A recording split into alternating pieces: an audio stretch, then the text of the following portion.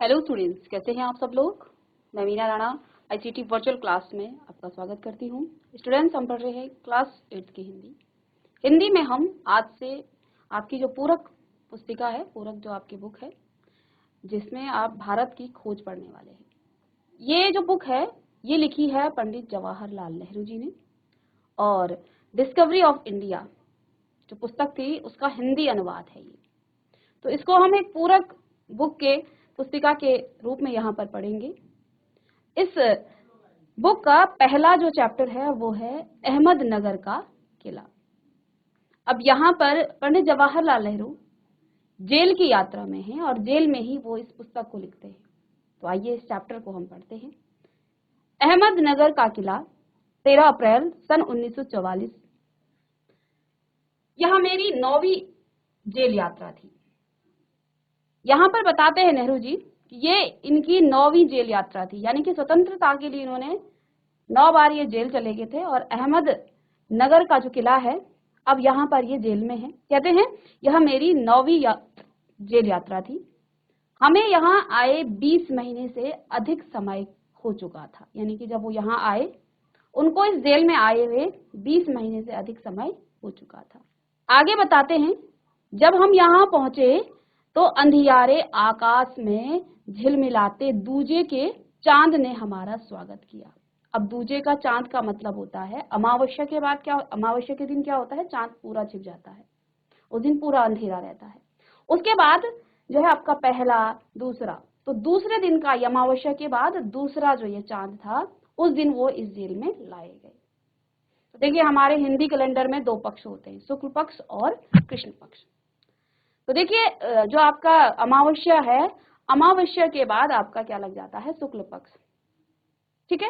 और फिर पूर्णिमा आती है जिस दिन आपको पूरा चांद दिखता है, और पूर्णिमा के बाद आपका कृष्ण पक्ष लग जाता है। तो ये जो है जो आपका अमावस्या है, अमावस्या के दूसरे दिन की बात है, दूसरी रात की बात है। तो कहते हैं ये जो है जब ये इस जेल में लाए गए थे, अहमदनगर के इस किले में लाए गए थे, तो कहते हैं जब हम यहाँ पहुंचे, कौन, नेहरू जी, कहते हैं तो अंधियारे आकाश में झिलमिलाते दूज के चांद ने हमारा स्वागत किया था। शुक्ल पक्ष शुरू हो चुका था, जैसा कि हमने कहा कि जो आपका अमावस्या है, अमावस्या के बाद आपका शुक्ल पक्ष लगता है, ठीक है। और 15-15 दिन का शुक्ल पक्ष और कृष्ण पक्ष रहता है।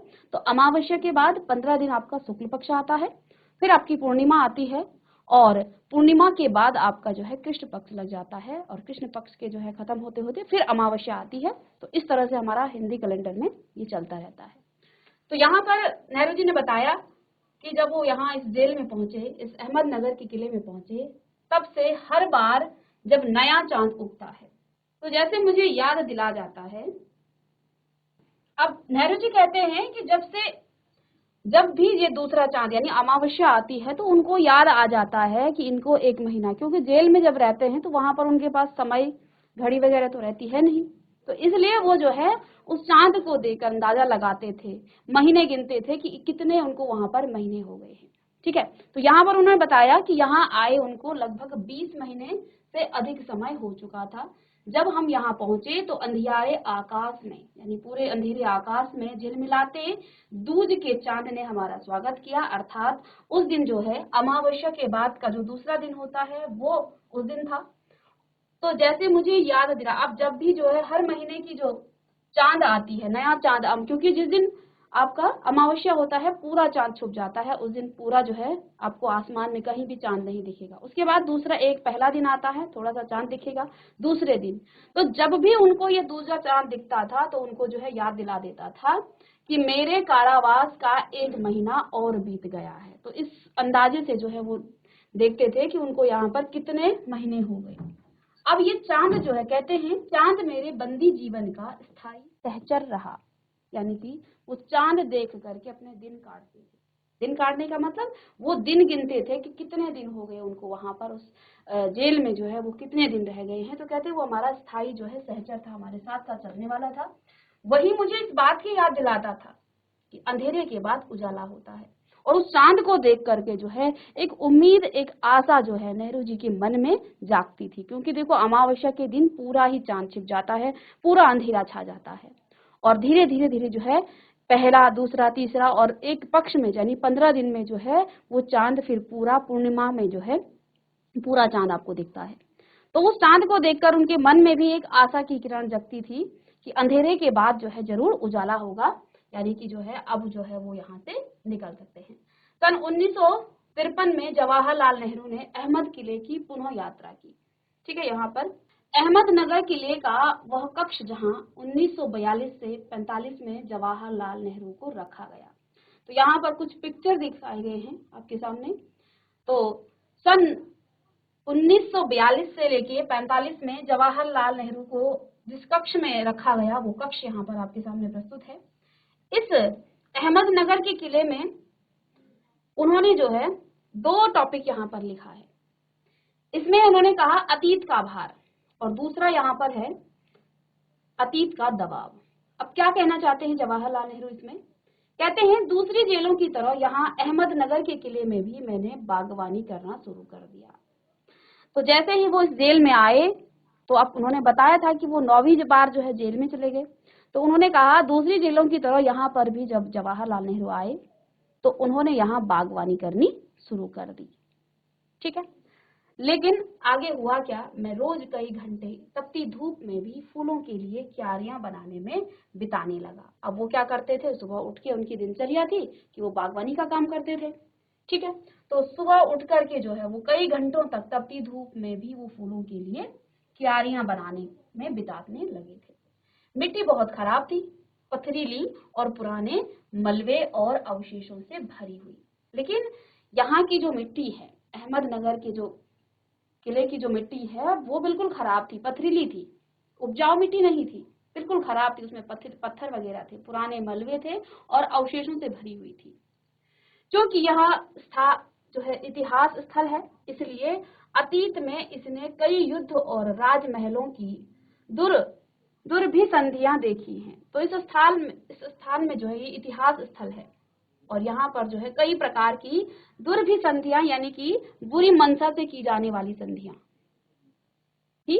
यहाँ का इतिहास बहुत पुराना नहीं है, घटनाओं की दृष्टि से इसकी कोई विशेष अहमियत भी नहीं है, पर इससे जुड़ी एक घटना आज भी याद की जाती है। यह घटना है चांद बीबी नाम की एक सुंदर महिला के साहस की कहानी।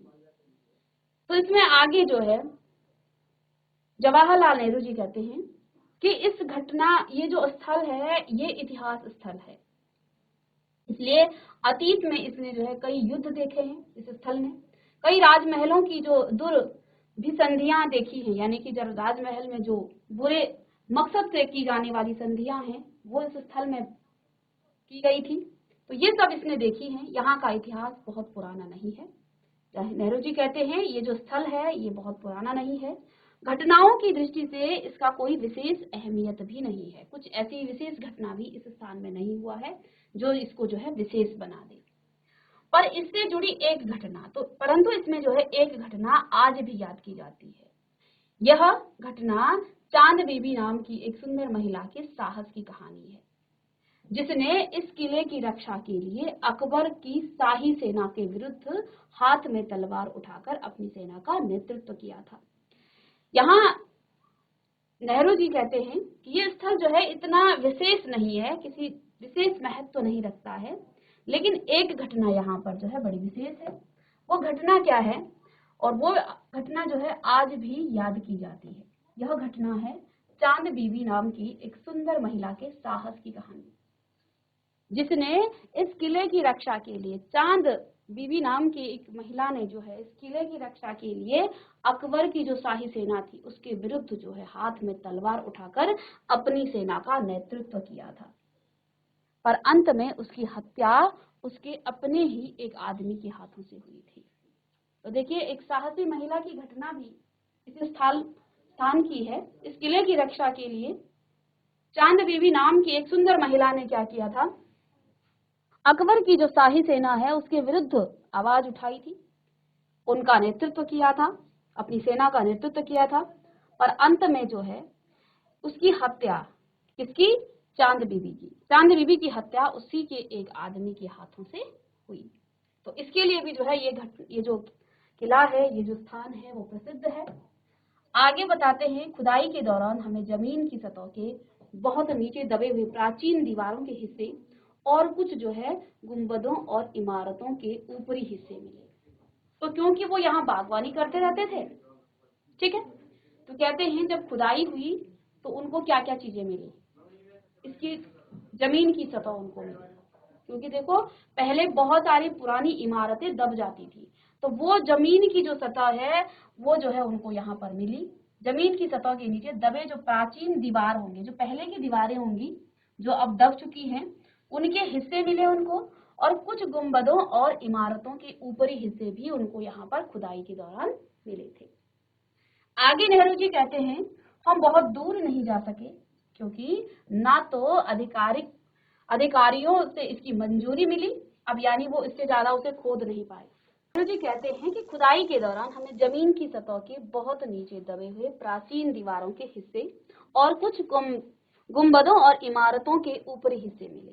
तो जब ये यहाँ खुदाई कर रहे थे तो इनको इस जमीन की सतह के नीचे कुछ प्राचीन जो दीवार होंगी उनके कुछ हिस्से मिले और कुछ गुंबदों और इमारतों के ऊपरी हिस्से मिले।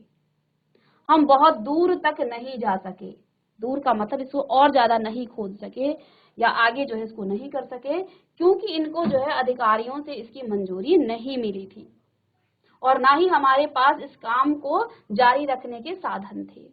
तो क्योंकि ये तो कैद थे, तो जितना इनको अधिकारियों के द्वारा कहा गया इतना ही इन्होंने काम किया। तो इन्होंने बताया कि जब यहाँ पर इन्होंने खुदाई की तो इनको खुदाई में इस जमीन की सतह के नीचे जो है कुछ दीवारों के हिस्से मिले और साथ में कुछ गुंबदों और इमारतों के जो ऊपरी हिस्से हैं वो इनको यहाँ पर मिले।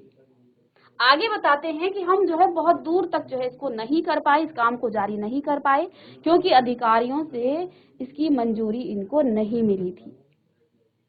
अब कहते हैं, अब मैंने कुदाल छोड़कर, अब इनके पास जो है पर्याप्त हथियार भी नहीं थे जिससे ये इसको और ज्यादा खोद करके जो है उसकी खोज करें। तो अब कहते हैं, अब मैंने कुदाल छोड़कर हाथ में कलम उठा ली। अब इनको जो है आगे इसकी मंजूरी नहीं मिली, आगे वो ये काम नहीं कर पाए, खुदाई नहीं कर पाए, आगे की खोजबीन ये नहीं कर पाए। इसलिए नेहरू जी कहते हैं इन्होंने कुदाल छोड़ दिया और इन्होंने जो है अब कलम पकड़ ली, क्योंकि इसी नगर में जो है इन्होंने इसी जेल में ये पुस्तक लिखी थी, डिस्कवरी ऑफ इंडिया, और इसको हिंदी में अनुवाद करके आपको आपके सिलेबस में ये एक पूरक पुस्तिका के रूप में है। तो अब कहते हैं कि अब मैंने जो है, क्योंकि शुरुआत में तो इन्होंने खुदाई की, लेकिन बाद में जो है जब इनके पास पर्याप्त हथियार नहीं रहे, इनको जो है एक आधिकारिक मंजूरी नहीं मिली आगे खुदाई करने की, आगे खोजबीन करने की, तो इन्होंने अब जो है कुदाल छोड़ दी और इन्होंने कलम पकड़ ली। ठीक है, अब इनके हाथ में कुदाल न हो करके कलम आ गई, उठा ली।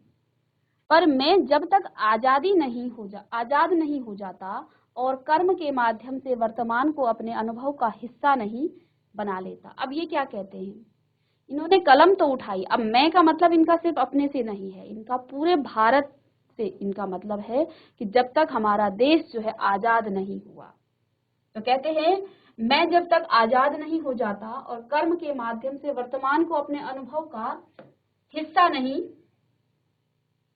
बना लेता, मैं उसके बारे में नहीं लिख सकता और ना ही पैगंबर की भूमिका अख्तियार कर मैं फिलहाल भविष्य के बारे में लिख सकता हूँ। तो ये यहाँ पर क्या कहते हैं, कलम तो इन्होंने उठा ली, लेकिन इस कलम में वो लिखें तो लिखें क्या?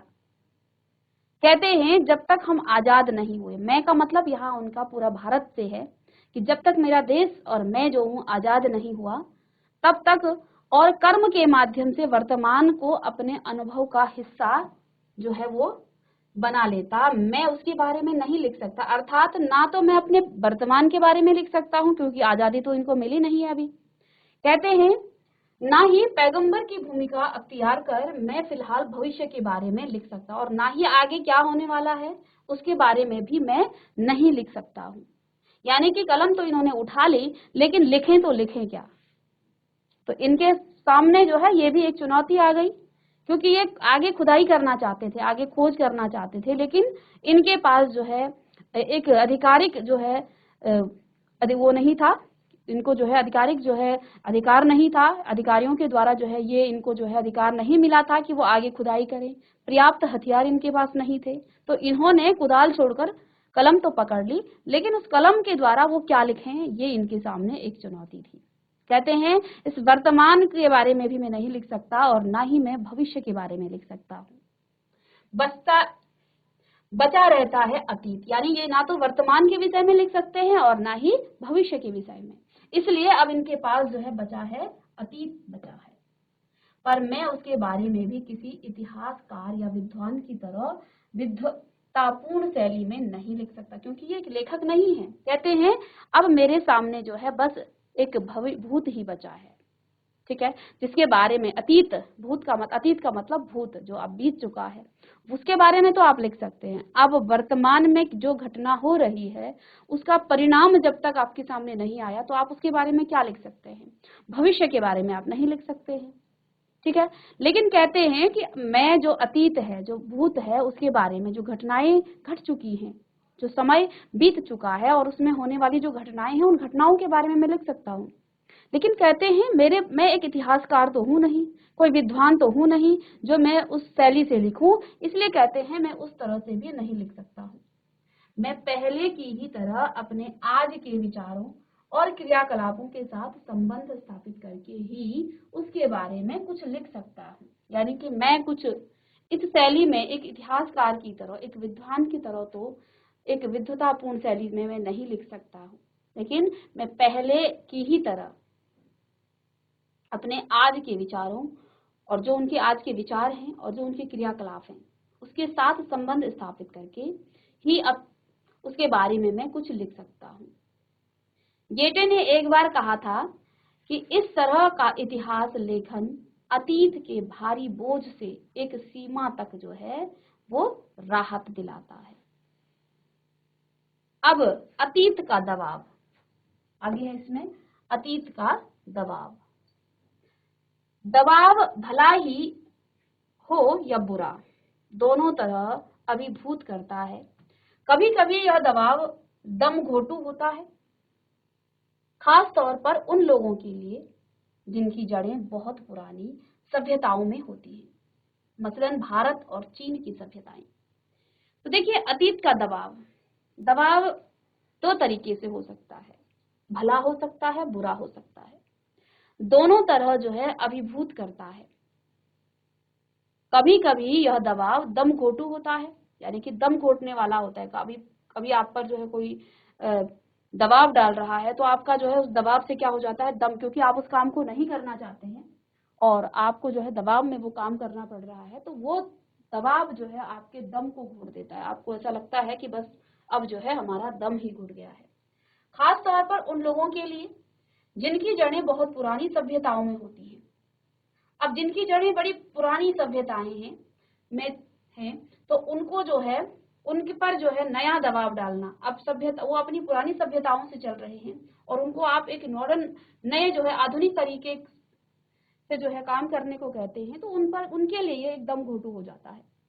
मसलन भारत और चीन की सभ्यताएं, आखिर मेरी विरासत क्या है, मैं किन बातों का उत्तराधिकारी हूँ, क्या इन सब का जिसे मानवता ने दसियों हजारों साल के दौरान हासिल किया, उसकी विजयों के उल्लास का, उसकी पराजयों की दुखद यंत्रणा का, मानव के उन हैरत अंगेज साहसिक कार्यों का जिनकी शुरुआत युगों पहले हुई और जो अब भी जारी हैं और हमें आकर्षित करती हैं, मैं इस सब का वारिस हूँ। तो यहाँ पर नेहरू जी कहते हैं कि अतीत का जो दबाव है वो दबाव जो है भला हो सकता है और बुरा भी हो सकता है। और यहाँ पर नेहरू जी कहते हैं कि ये दबाव जो है कभी कभी इतना जो है भारी हो जाता है कि आपका ये दम घोटने लग जाता है, ठीक है।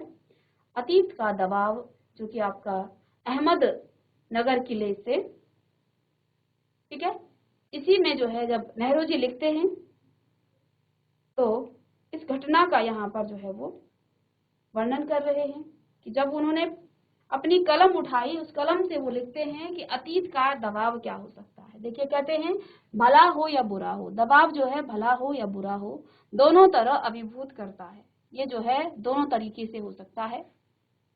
कभी ये आपकी भलाई के लिए हो सकता है, आपको दबाव में, जैसे अब आप पढ़ना नहीं चाहते हैं, ठीक है, और आपको जो है आपके पेरेंट्स, आपके जो टीचर्स हैं वो आपको दबाव में पढ़ाते हैं, ठीक है। कई बार ये हानिकारक भी हो सकता है और कई बार ये आपके लिए फायदेमंद भी हो सकता है, ठीक है। तो इसका जो है बुरा प्रभाव भी पड़ता है, क्योंकि दबाव में कोई भी व्यक्ति जो है अपनी योग्यताओं को, अपने कौशलों को वो जो है निखार नहीं पाएगा, वो अपनी शैली से काम नहीं कर पाएगा, अपनी योग्यताओं को वो विकसित नहीं कर पाएगा। कभी कभी यह दमघोटू होता है, वही जब आप उस काम को जो है बहुत ज्यादा आप पर प्रेशर डाला जाता है कि आप कीजिए कीजिए, तो उस समय आपको नहीं करना है। कई बार आप दबाव में काम कर लेते हैं जो आपके लिए फायदेमंद भी होता है, तो कई बार ये दमघोटू भी होता है, खास तौर पर उन लोगों के लिए जिनकी जड़ें बहुत पुरानी सभ्यताओं में होती हैं। मसलन भारत और चीन की सभ्यताएं, जैसे हमारे भारत की सभ्यता और चीन की सभ्यताएं हैं, तो इनकी जो जड़ें हैं वो बहुत ही पुरानी हैं, हमारी जो सभ्यता है वो बहुत पुरानी है। आगे नेहरू जी कहते हैं, आखिर मेरी विरासत क्या है, मैं किन बातों का उत्तराधिकारी हूँ। आखिर मेरी विरासत है क्या और मैं किन बातों का उत्तराधिकारी हूँ। क्या उन सब का जिसे मानवता ने दसियों हजारों साल के दौरान हासिल किया, उनकी विजयों के उल्लास का, उनकी पराजयों की दुखद यंत्रणा का, मानव के उन हैरत अंगेज साहसिक कार्यों का जिनकी शुरुआत युगों पहले हुई और जो अब भी जारी है और हमें आकर्षित करती है। मैं इन सब का वारिश हूँ, साथ ही उन सब का भी जिनमें पूरी मानव जाति की साझेदारी है। हम भारतवासियों की विरासत में एक खास बात है जो अनोखी देखी है नहीं है। तो यहाँ पर नेहरू जी कहते हैं, हम सब भारतवासियों की जो विरासत है उसमें एक खास बात है। अब वो खास बात क्या है, जो अनोखी नहीं है, क्योंकि कोई व्यक्ति औरों से एकदम अलग नहीं होता। अलबत्ता एक बात हम लोगों पर विशेष रूप से लागू होती है। किस बात, कौन सी बात, जो हमारे रक्त, मांस और अस्थियों में समाई है। अब देखिए हर व्यक्ति क्या कहते हैं, यहाँ पर नेहरू जी कहते हैं कि मानव जाति, हम भारतीयों की विरासत में एक खास बात है जो अनोखी नहीं है। क्या है, क्योंकि कोई व्यक्ति औरों से एकदम अलग नहीं होता है। अलबत्ता एक बात हमें लोगों पर विशेष रूप से लागू होती है, हम लोगों पर विशेष रूप से लागू होती है। देखिए हर लोगों में, हर व्यक्ति में जो है, जो हमारे रक्त, मांस और अस्थियों में समाई हुई है। इसी विशेषता से हमारा वर्तमान रूप बना है और हमारा भावी रूप बनेगा, ठीक है। इस विशिष्ट विरासत का विचार और वर्तमान पर इसे लागू करने की बात एक लंबे अरसे से मेरे मन में घर किए है। मैं इसी के बारे में लिखना चाहता हूँ। विषय की कठिनाई और जटिलता मुझे भयभीत करती है। मुझे लगता है कि मैं सतही तौर पर इसका जो है स्पर्श ही कर सकता हूँ। तो यहाँ पर जो है नेहरू जी कहते हैं, वो जो लिख रहे हैं, कहते हैं मैं क्या लिखूं, ठीक है। इस विशिष्ट विरासत का विचार और वर्तमान पर इसे लागू करने की बात एक लंबे अरसे से मेरे मन पर घर किए है। मैं इसी के बारे में लिखना चाहता हूँ। कहते हैं मैं इसी के बारे में ही लिखना चाहता हूँ। विषय की कठिनाइयां और जटिलता मुझे भयभीत करती है। मुझे लगता है कि सतही तौर पर, यानी ऊपरी तौर पर इसका स्पर्श ही कर सकता हूँ।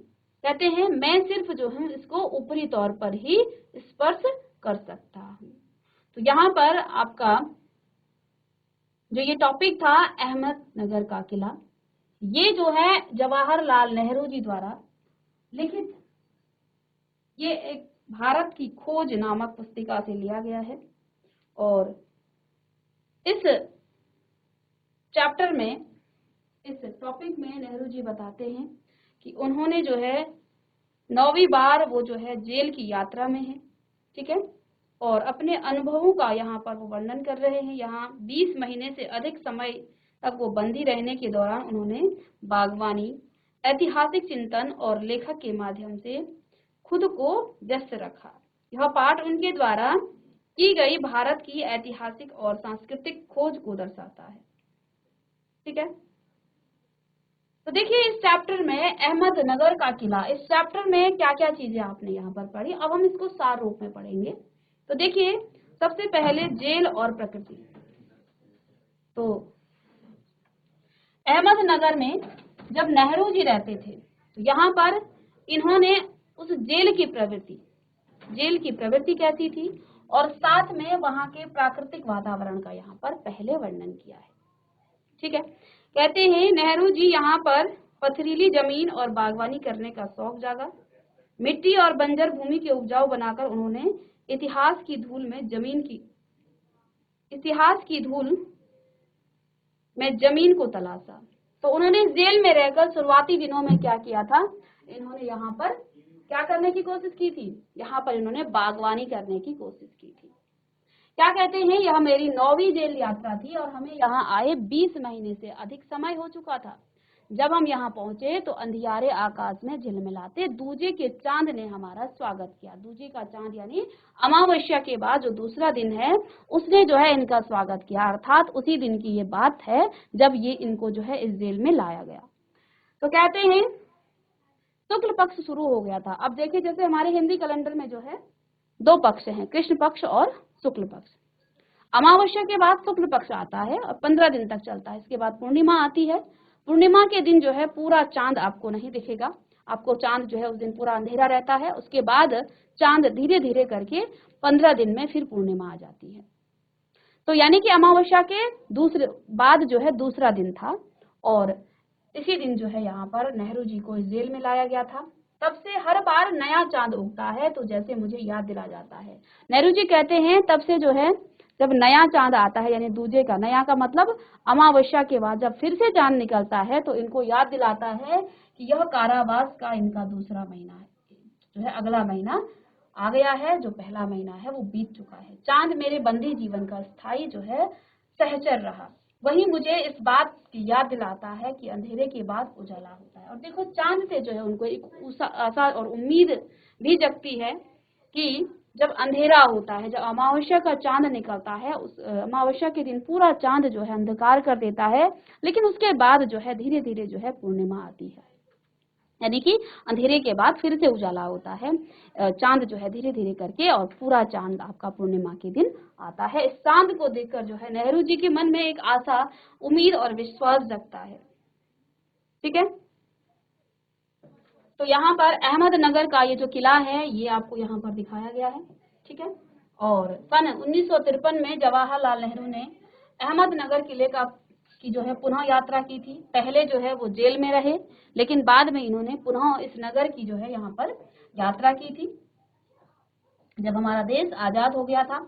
अहमदनगर का वह कक्ष जहाँ 1942 से लेकर 45 तक वो जवाहरलाल नेहरू को यहाँ पर रखा गया था। तो इनको जो है इस जेल में लगभग 1942 से 45 3 साल जो है इस जेल में रखा गया था।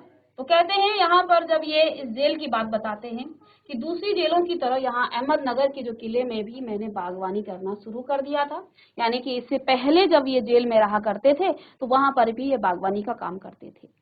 अहमदनगर में जब ये आए तो यहाँ पर भी इन्होंने यही काम शुरू किया, लेकिन अब इन्होंने यहाँ पर तपती धूप में सुबह सुबह उठकर जो है ये घंटों काम करते थे।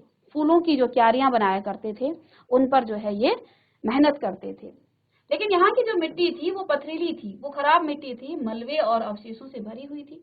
क्योंकि यहाँ की स्थान जो है इतिहास स्थल है, इसलिए अतीत के इसमें कई जो है युद्ध और राजमहलों की दुर्भिसंधियां देखिए, यहाँ संधियां मतलब जो गलत मंशा से, दुर्विचार से जो है जो संधियां की जाती है। संधि का मतलब ये होता है जहां पर 2 पक्ष आपस में जो है रजामंदी करके जो है कुछ चीजों, कुछ शर्तों को जो है मान लेते हैं, लेकिन यहाँ पर कुछ ऐसे दुर्विचार से जो है संधियां की जाती थी। ठीक है, तो ये जो है उन दुर्भिसंधियों का जो है यहाँ पर एक स्थल है जहाँ का इतिहास बहुत पुराना नहीं था। ये जो इतिहास यहाँ का दिखाया गया है अहमदनगर का, ये बहुत पुराना नहीं था, पर इससे जुड़ी एक घटना का यहाँ पर इन्होंने जिक्र किया है।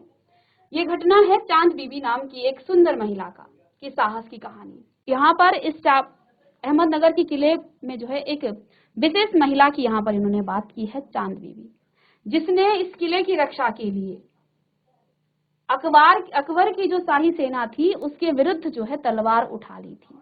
लेकिन दुर्भाग्यवश इसी महिला के एक आदमी ने इसकी हत्या कर दी थी। तो इस महिला का जो है एक वीरता का भी यहाँ पर जो है वर्णन है और ये एक खास घटना बन जाती है इस किले की। खुदाई के दौरान कहते हैं हमें जमीन की सतह के बहुत नीचे दबे हुए प्राचीन दीवारों के हिस्से और कुछ जो है गुंबदों और इमारतों के ऊपरी हिस्से मिले। तो जब ये खुदाई कर रहे थे, वहां पर बागवानी का काम कर रहे थे और साथ में खुदाई कर रहे थे, तो कहते हैं इन जमीन की सतह के नीचे जो है इनको कुछ हिस्सों में गुंबदों और इमारतों के ऊपरी हिस्से मिले। हम बहुत दूर नहीं जा सके, कहते हैं हम इसको जो है खुदाई में बहुत ज्यादा दूर नहीं जा सके क्योंकि इनको अधिकारियों से इसकी मंजूरी नहीं मिली थी और हमारे पास जो है काम करने के जो पर्याप्त साधन हैं वो नहीं थे। तो अब जो है इन्होंने इस कुदाल को छोड़कर कलम उठा ली थी। लेकिन कलम उठाने के बाद भी इनके पास चुनौती थी कि ये वर्तमान के बारे में लिखें, भविष्य के बारे में लिखें या भूत के बारे में लिखें। कहते हैं जब तक मैं आजाद नहीं हुआ मैं इन वर्तमान के अनुभवों को जो है नहीं लिख सकता हूं और भविष्य में लिख नहीं सकता हूं। तो इन्होंने जो है अपने अतीत के कुछ पलों को यहाँ पर, अतीत के दबावों को जो है यहाँ पर लिखना शुरू किया। ठीक है, तो कहते हैं मैं उसके बारे में नहीं लिख सकता है, ना ही पैगंबर की भूमि अख्तियार कर मैं फिलहाल भविष्य के बारे में लिख सकता हूँ।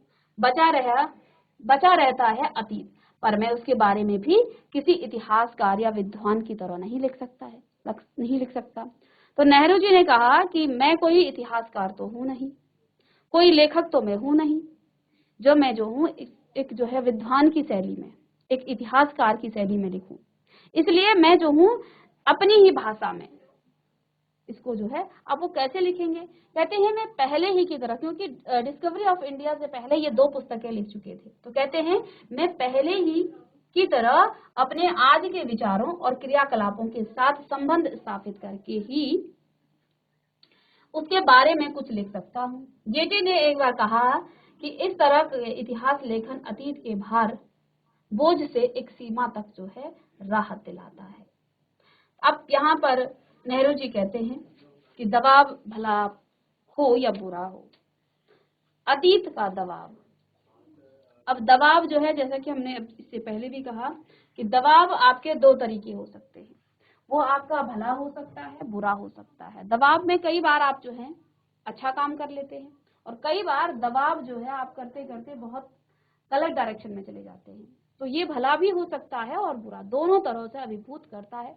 कभी कभी यह दबाव जो है दमघोटू होता है, वही जब आप उस काम को नहीं करना चाहते हैं और फिर भी आप पर दबाव डाला जाए कि आप इसको कीजिए, तो वो आपका दम घोट देता है, खास तौर पर उन लोगों के लिए जिनकी जड़ें बहुत पुरानी सभ्यताओं में होती हैं।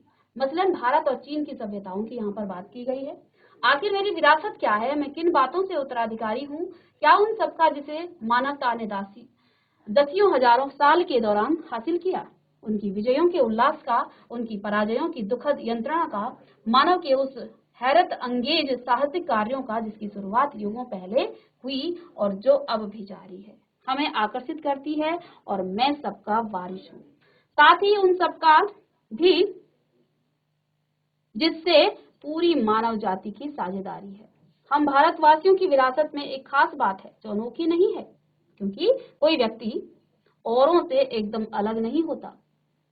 अलबत्ता एक बात हम लोगों में विशेष रूप से लागू होती है जो हमारे रक्त, मांस और अस्थियों में समाई है। इस विशेषता से हमारा वर्तमान रूप बना है और हमारा भावी रूप बनेगा। इस विशिष्ट विरासत का विचार और वर्तमान पर इसे लागू करने की जो बात है, एक लंबे अरसे से मेरे मन में घर किए है, मैं इसी के बारे में लिखना चाहता हूँ। यानी अब इनको जो है लिखने का अपना एक विषय मिला। ठीक है, विषय की कठिनाई और जटिलता मुझे भयभीत करती है। ये विषय जो है भले ही जटिल है, कठिन है, ये मुझे भयभीत तो करती है। मुझे लगता है कि मैं सतही तौर पर इसका जो है स्पर्श ही कर सकता हूँ। यानी जो विषय मैंने चुना है लिखने के लिए, क्योंकि नेहरू जी के हाथ में अब कलम है और उनके सामने चुनौती है कि वो क्या लिखें, अतीत के बारे में लिखें, भविष्य के बारे में लिखें या भूत के बारे में लिखें। तो अब इन्होंने जो है इनके सामने जो एक विषय तो है, लेकिन उसकी कठिनाई और जटिलता जो है मुझे भयभीत करती है। कहते हैं जो विषय मैंने चुना है लिखने के लिए, उसकी जटिलता और जो कठिनाई है वो मुझे भयभीत करती है।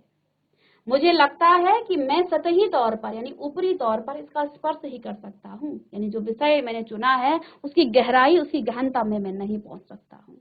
ठीक है, अब आगे अहमदनगर का जो किला है इसको हम नेक्स्ट क्लास में डिस्कस करेंगे, इसके दूसरे टॉपिक पर हम आएंगे। तो मिलते हैं नेक्स्ट लेक्चर में, तब तक के लिए thank you and have a nice day.